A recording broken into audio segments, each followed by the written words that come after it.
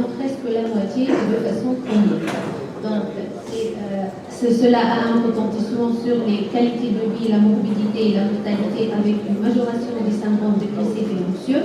L'insomnie, qui est le trouble le plus valent, augmentation du risque de chute avec des troubles cognitifs qui sont indépendamment de la prise de psychotropes, souvent sous-estimés et considérés comme un phénomène lié à l'âge. Les troubles du sommeil dans cette population sont le plus souvent en lien avec des comorbidités médicales et neuropsychiatriques. Donc ceci entraîne souvent une surprescription d'anicotine. Donc les caractéristiques du sommeil chez la personne âgée, donc le sommeil évolue avec l'âge. Chez les personnes âgées, l'envie de dormir survient plus tôt et le réveil est plus matinal.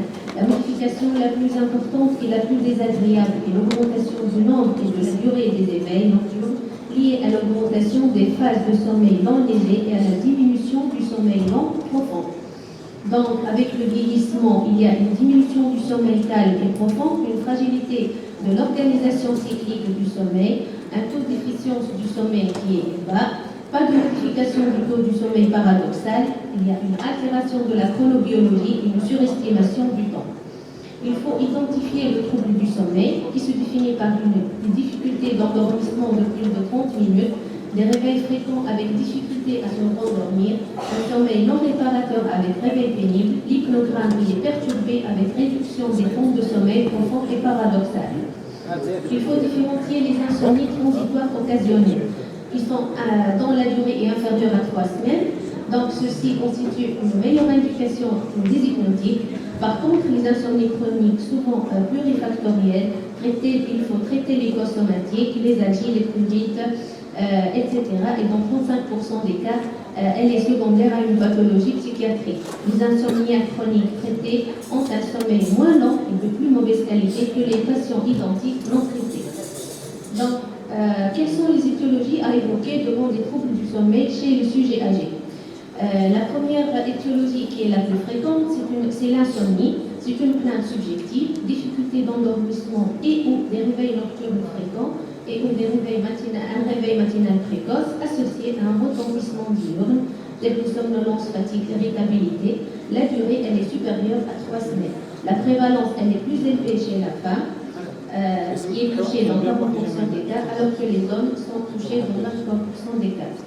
Son évaluation se fait par un bon interrogatoire, l'agenda de sommeil, un questionnaire du sommeil et l'actimétrie qui détecte indirectement la période de veille et de sommeil.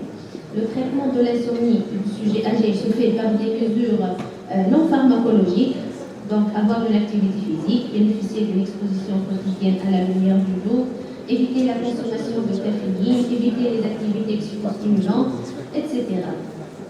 Il y a des mesures pharmacologiques qui se basent essentiellement sur les benzodiazépines et les non-benzodiazépines. Il faut d'abord éliminer un trouble psychopathologique susceptible de se décompenser, comme le syndrome d'apnée de sommeil.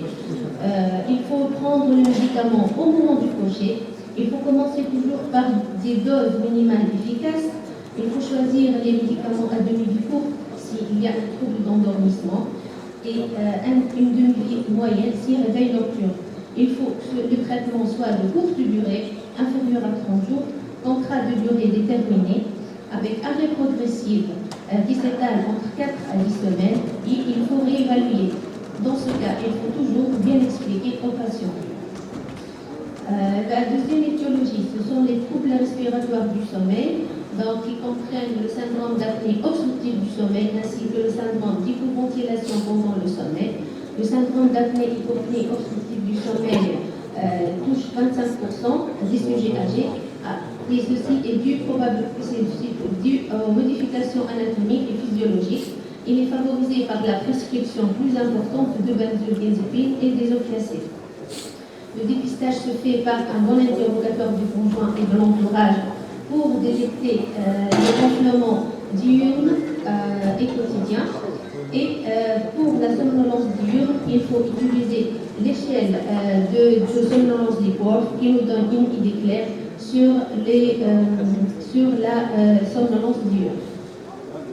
Le diagnostic se fait par la polysomnographie et le traitement se base sur la CPAP. Les mouvements anormaux du sommeil qui comportent deux étiologies qui sont le syndrome des jambes sans repos Donc, le besoin irrésistible et urgent de bouger les membres inférieurs avec parfois des sensations inconfortables, avec soulagement partiel ou temporaire durant l'activité. Les mouvements périodiques des jambes, donc, qui sont les mouvements périodiques des jambes pendant le sommeil rythmique. Donc, il faut éliminer une comorbidité qui constitue un facteur favorisant, comme les carences partielles, l'insuffisance rénale sévère, l'alcool et les médicaments. Le diagnostic repose sur l'interrogatoire, syndrome des jambes sans repos, polysomnographie, les mouvements périodiques des jambes, la polysomnographie pour les mouvements périodiques des jambes. Le traitement, ce sont les mesures d'hygiène du sommeil avec les agonistes dopaminergiques. La prégabaline et la gabapentine constituent une bonne alternative au traitement. Merci. Il faut penser aux pathologies organiques, donc les pathologies digestives, cardio-respiratoires, endocriniens et urinaires, et psychiatriques, les douleurs et certains médicaments, donc la hypogénie, les diurétiques, les bêta-bloquants, les corticoïdes et les diurétiques. En conclusion, les problèmes liés au sommeil sont courants dans la population âgée. Le vieillissement entraîne divers changements physiologiques dans la structure du sommeil et des rythmes veille-sommeil. D'autres facteurs somatiques, psychologiques, sociologiques et culturels peuvent aussi perturber le sommeil des personnes âgées. Tous ces facteurs doivent être analysés avant d'envisager des examens complémentaires de la prescription d'un médicament pour dormir. Donc toujours, il faut bien écouter, bien examiner et bien prescrire. Merci.